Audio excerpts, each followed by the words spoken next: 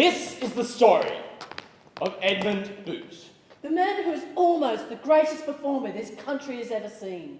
If he had been the greatest, this play would have been much longer than 10 minutes. Edmund Boot. To think what he could have become. If only.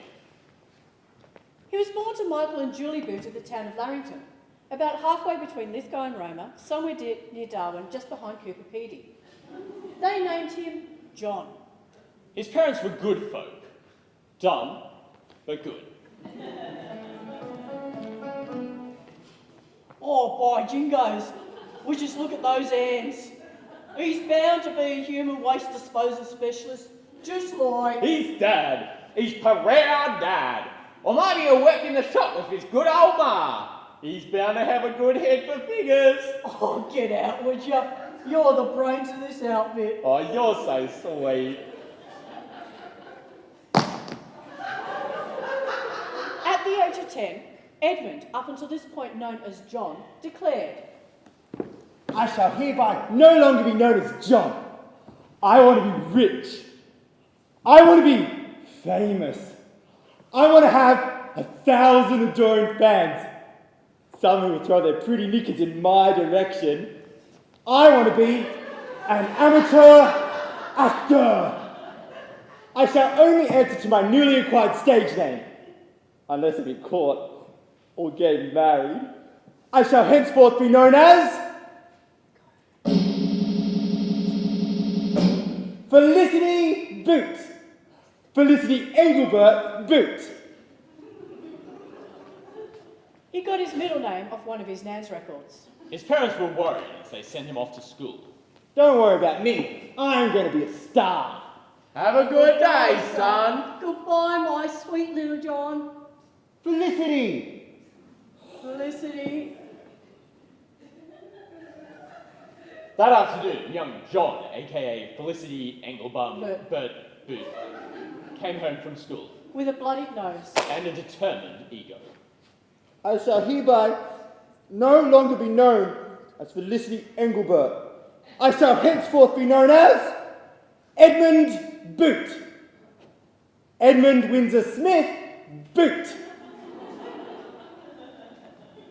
That evening, something in the universe clicked. The stars, In the brave O'Hagan firmament, aligned, and a small earthly star faced a future. an uncertain future in the world of Community theatre. a future of joy, Of triumph. of pain, Rejection. of highs, Lows. of empty halls and makeshift walls, Of divas and dunces. of glorious scenes, bad singing and untuned pianos, Of petty reviews and well-meaning, overly complimentary grandmothers. of drafty change rooms and odour-ridden costumes, Of faulty sets. and shrunky electrical, And white ants. and rogue pigeons. You get the picture. But back to the story. The next morning at breakfast. Edmund announced, I've been working on a project. A project? An exciting project. Tonight at 6 p.m. in the shed. Bring your friends. And Sam, the reporter from the Larrington Evening Times. it was. It was. Amazing. It was a contemporary fusion of Asian traditional dance and Mozambican sock puppetry. Cleanly juxtaposed with dark medieval European fairy tale and traditional sailor song. All presented with the charm and charisma of a 10-year-old boy soprano. Needless to say, my parents were gobsmacked. Immediately, they signed me up to the local dramatic society. They were staging Oliver. The rehearsal period was problematic. The artful dodger would dodge rehearsals unless his mother, dance instructor Miss Candy, dragged him by his ear to the local community hall, telling him all the while that she needed him to be a star. To show the other dance instructor, Miss Naomi, that she too could raise a triple threat, who could throw a footy and swing an axe. The show was looking as grim as Fagin's workhouse. Until I seamlessly introduced elements of Japanese kabuki to Nancy's Umpapa number, and gave Bill Sykes a couple of lines from Shakespeare's Titus Andronicus. And a couple of other tweaks and... Well, the show was a hit. An unspeakable hit. Audiences in the Larrington Community Hall were Speechless. and enriched in so many Unspeakable. ways. Years passed. Edmund's reputation as a theatre maker of renown Grew too big for the town of Larrington. So I packed my bags and headed to the town where... dreams. Come. True. Mid-Appleton! As Edmund left for the bus, all he could say was, Goodbye, Larrington. And as the bus pulled into the next big town, all he could say was... Hello, Mid-Appleton. Mid-Appleton was twice as big as Larrington.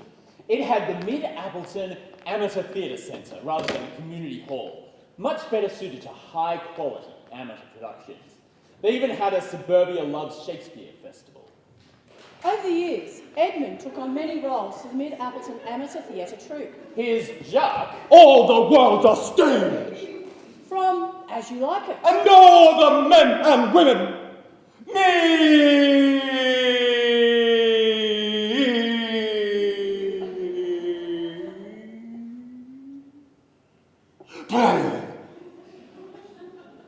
His Hamlet. Toby. Oh, not Toby. And his Henry the, fourth or fifth? With you. With you. We band of brothers. It was good. It was amazing. It was astounding. He could have been like nothing before and nothing since. But alas, It wasn't to be. you see, Edmund at times suffered from a touch of hubris. And one night, At the closing night party, of the Mid-Appleton Getting Jiggy with Shakespeare pop-up festival, Edmund was lying on the stage, smoking cigars, drinking boutique beers talking to Sally and Shona. to young ingenues of the local stage. He was pretty sure he was going to get lucky. How wrong he was. Shona said, What role is next for you, Mr. Booty Boots? Yeah, what role do you going to play, Big Boots? Oh, that's easy. Really? Really? What could it be? Guess. Romeo? Nope. Juliet? Nope. I don't know anymore. Neither do I. Tell us. No? Oh, okay. But you can't tell anyone. I've been working on something big. Big? Uh-huh. Tell us then, would ya? Okay. Macbeth. Shit. What? You can't say that in a theatre. No, it's bad luck. Shit. No. Hang on a sec. That's just superstition. It's poppycock nonsense. I'm not superstitious. Really? No. No. No. It was only then that Edmund realised he always wore the same pair of red undies for every performance. No. And he always did the same funny little dance at the 1 minute call. No. And that he always read his horoscope the day before payday. No, it's just superstition. Give me some evidence that this could be true. In 2010, during rehearsals for Summer of the 17th Doll at the Dundee CWA Hall, When advised not to mention the Scottish play. the prompt scoffed and said, "Ha! Oh, that's our superstition." 10 minutes later, the lead actress fell down the stage door steps. No. And a dog got in and ate all the props. A dog actually ate a Cupid doll. No. One thing led to another. And another thing led to another thing. It's not true. It's not true. Edmund was cast in The Great Scottish Play. Thank you. No problems. But everything went wrong. Lady Mac was an awful person. Called me names. He just went into a dressing room. To give a flower was... She just glared at me in the mirror and said, "Out, damn spot!" Which is weird, because his name is Edmund. His memory began to fade. He forgot his sword one night. And his pantaloons the next. The atmosphere sucked. He didn't feel the love. In the return season of Hey Hamlet's Back, his acclaimed one-man show, he badly fluffed his lines. To see or not to flee. The most famous line in history. To flee or climb that tree? No, damn it! He murdered it and faked illness. To fly or not to try. Oh dear. He tried to excuse his errors. I saw the ghost. The ghost of my murder! Realising that his living father was in the audience and enduring the show, Of my murdered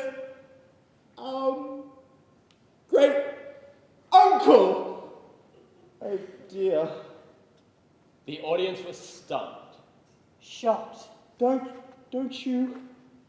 A few tried to sneak away. They couldn't bear his shame. Love me still? Some grumbled and demanded their money back. Please. Love me. The name Edmund Boot became synonymous with disaster. Please. Please. Young actors everywhere were taught never to mention his name. Amateur actors across the globe dared not speak the curse of Edmund Boot. Love me. Plaques were removed in the Larrington Hall. Photos spat upon in the Mid-Appleton Amateur Theatre Centre. Things were grim, Disastrous. hopeless. Well, almost. What? What? Really? How? Well, yes. You just need to break the curse. How? Interesting. Yeah. Get to the point. All you need to do is run around the outside of the theatre 3 times, back up the stairs, knock on your dressing room door, swear, spit, hop on one leg, armpit fart, squeeze your enemy's nose, and voila! No more curse. Oh. For the first time in ages, Edmund had hope. He raced down the stairs. Out the door, Round the building once. twice, Thrice. and back up the stairs. His legs were aching. His face was glowing. His heart was pounding. His heart just stopped. And his final words were, Love me. Please. Help me. The sad, sad story. of Edmund Edmund Boot. Boot.